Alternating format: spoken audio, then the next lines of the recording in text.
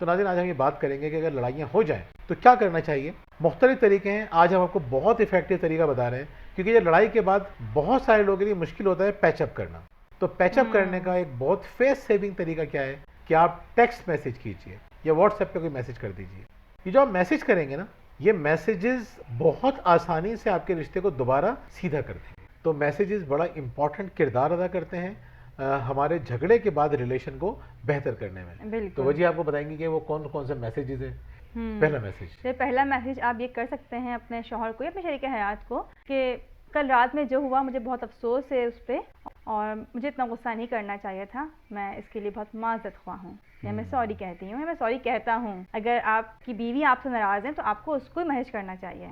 बिल्कुल ऐसे ही। और देखें, सॉरी करने से आप खुद भी आज़ाद हो जाते हैं और सामने वाला बड़ा मुतमईन हो जाता है। हमें गुस्सा किस बात पे आता है? हमें गुस्सा इस बात पे आता है कि सामने वाला अपनी गलती मान क्यों नहीं रहा।